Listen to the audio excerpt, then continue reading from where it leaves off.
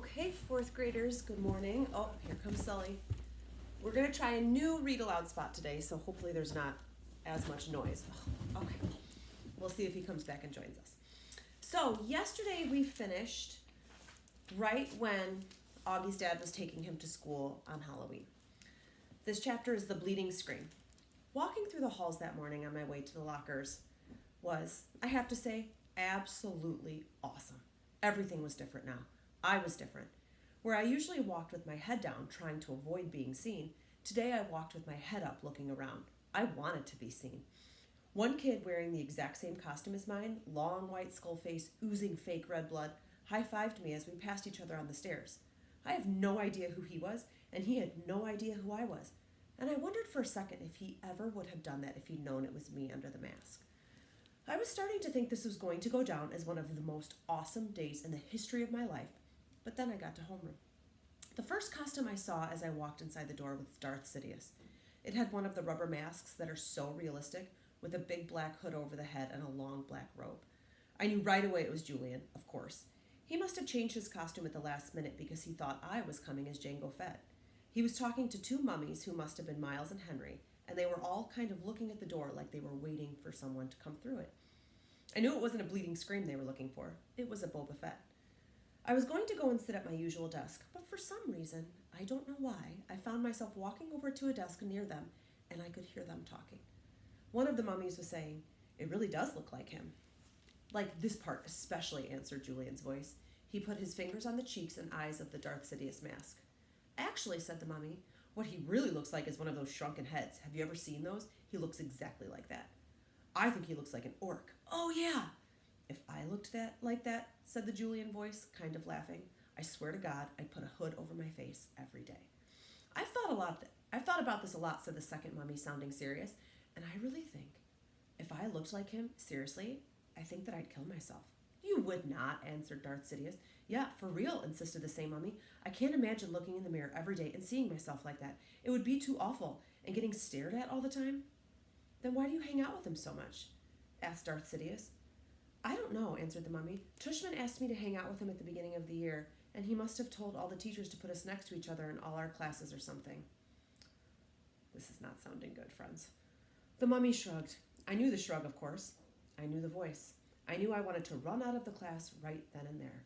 But I stood where I was, and I listened to Jack Will finish what he was saying. "I mean, the thing is, he always follows me around. What am I supposed to do?" "Just ditch him," said Julian. I don't know what Jack answered because I walked out of the class without anyone knowing I had been there. My face felt like it was on fire while I walked back down the stairs. I was sweating under my costume, and I started crying. I couldn't keep it from happening.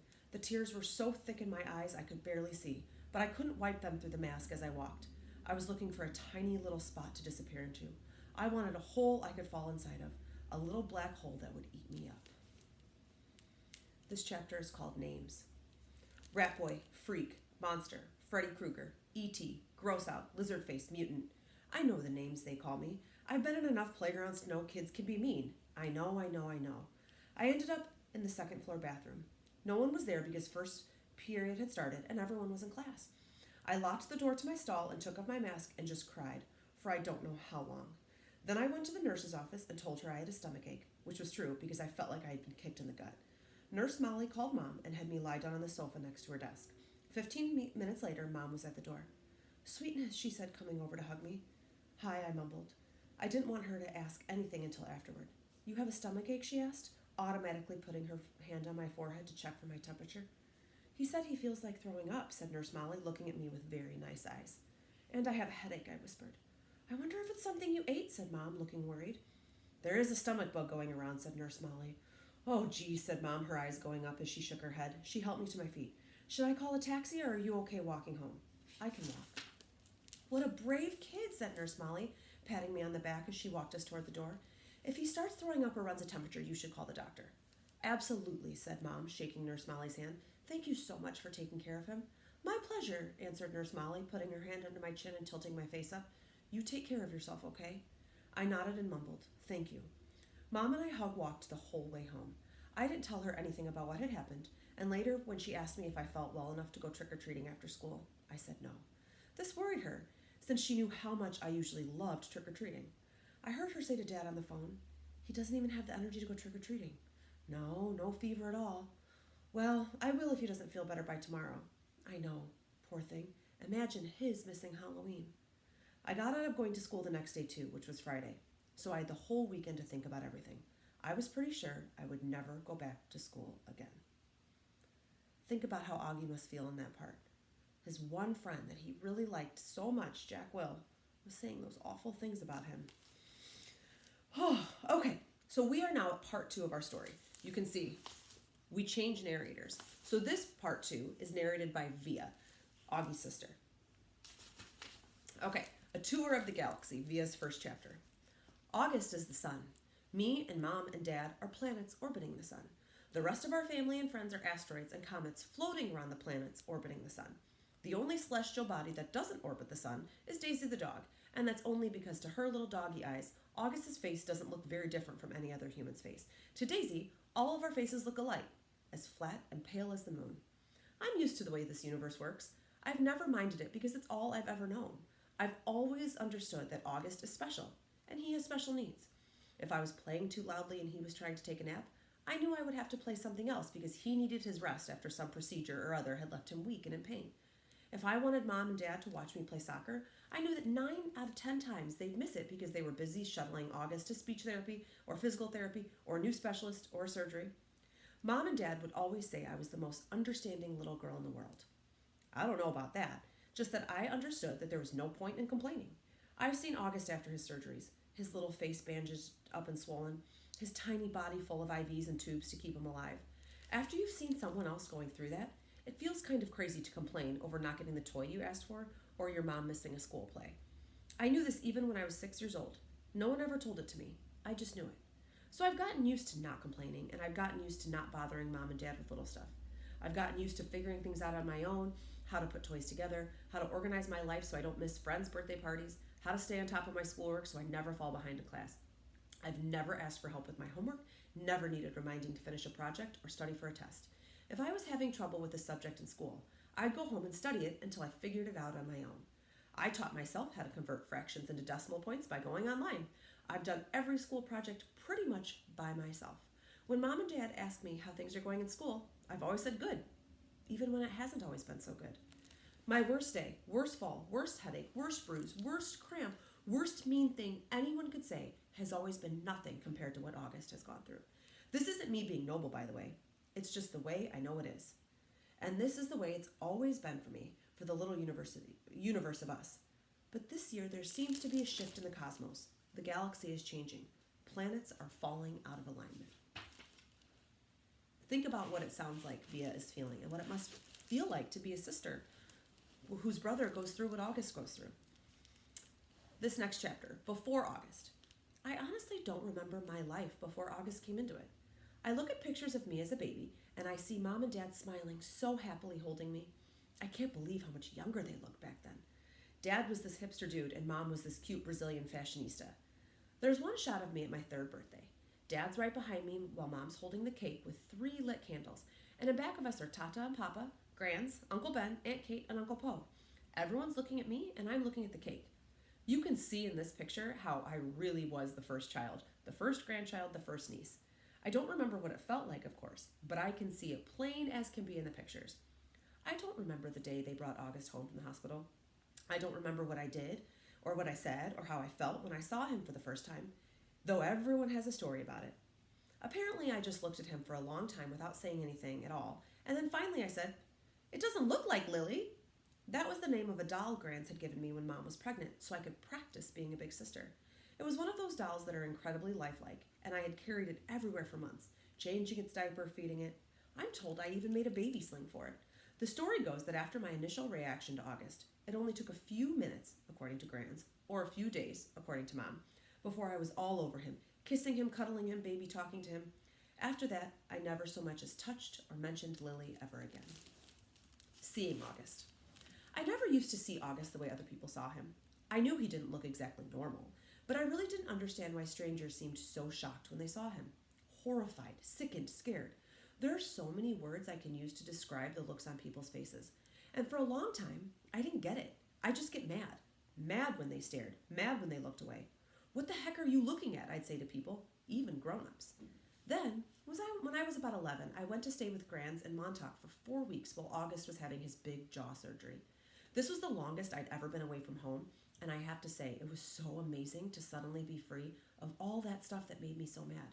No one stared at Grands and me when we went to town to buy groceries. No one pointed at us. No one even noticed us. Grands was one of those grandmothers who do everything with their grandkids. She'd run into the ocean if I asked her to, even if she had nice clothes on. She would let me play with her makeup and didn't mind if I used it on her face to practice my face painting skills. She'd take me for ice cream, even if we hadn't eaten dinner yet. She'd draw chalk horses on the sidewalk in front of her house.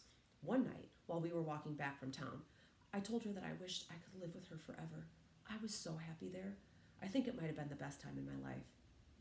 Coming home after 4 weeks felt very strange at first. I remember very vividly stepping through the door and seeing August running over to welcome me home. And for this tiny fraction of a moment, I saw him not the way I'd always seen him, but the way other people see him. It was only a flash, an instant while he was hugging me, so happy that I was home. But it surprised me because I'd never seen him like that before. And I never felt what I was feeling before either, a feeling I hated myself for having the moment I had it. But as he was kissing me with all his heart, all I could see was the drool coming down his chin. And suddenly there I was, like all those people who would stare or look away, horrified, sickened, scared. Thankfully, that only lasted for a second. The moment I heard August laugh his raspy little laugh, it was over. Everything was back the way it had been before. But it had opened a door for me, a little peephole. And on the other side of the peephole, there were 2 Augusts, the one I saw blindly and the one other people saw. I think the only person in the world I could have told any of this to was Grands, but I didn't. It was too hard to explain over the phone. I thought maybe when she came for Thanksgiving I'd tell her what I felt. But just 2 months after I stayed with her in Montauk, my beautiful Grands died. It was so completely out of the blue. Apparently she had checked herself into the hospital because she'd been feeling nauseous, so Mom and I drove out to see her, but it's a 3-hour drive from where we live, and by the time we got to the hospital, Grands was gone. A heart attack, they told us, just like that. It's so strange how one day you can be on this earth and the next day not. Where did she go? Will I ever really see her again, or is that a fairy tale? You see movies and TV shows where people receive horrible news in hospitals, but for us, with all our many trips to the hospital with August, there had always been good outcomes. What I remember the most from the day Grands died is Mom literally crumpling to the floor in slow heaving sobs, holding her stomach like someone had just punched her. I had never, ever seen Mom like that. Never heard sounds like that come out of her. Even through all of August's surgeries, Mom had always put on a brave face. On my last day in Montauk, Grands and I had watched the sunset on the beach. We had taken a blanket to sit on, but it had gotten chilly, so we wrapped it around us and cuddled and talked until there wasn't even a sliver of sun left over the ocean. And then Grands told me she had a secret to tell me. She loved me more than anyone in the world. Even August, I had asked? She'd smiled and stroked my hair like she was thinking about what to say. I love Augie very, very much, she said softly. I can still remember her Portuguese accent, the way she rolled her R's. But he has many angels looking out for him already, Via, and I want you to know that you have me looking out for you, okay? I want you to know that you are number one for me. You are my... She looked out at the ocean and she spread her hands out like she was trying to smooth out the waves. You are my everything. You understand me, Via? I understood her, and I knew why she said it was a secret. Grandmothers aren't supposed to have favorites. Everyone knows that. But after she died, I held on to that secret and I let it cover me like a blanket. Okay, this will be our last chapter today. August through the peephole. His eyes are about an inch below where they should be on his face, almost halfway down his cheeks.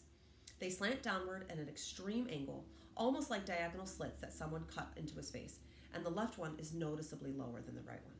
They bulge outward because his eye cavities are too shallow to accommodate them. The top eyelids are always halfway closed, like he's on the verge of sleeping. The lower eyelids sag so much they almost look like a piece of invisible string is pulling them downward. You can see the red part on the inside, like they are almost inside out. He doesn't have eyebrows or eyelashes. His nose is disproportionately big for his face and kind of fleshy.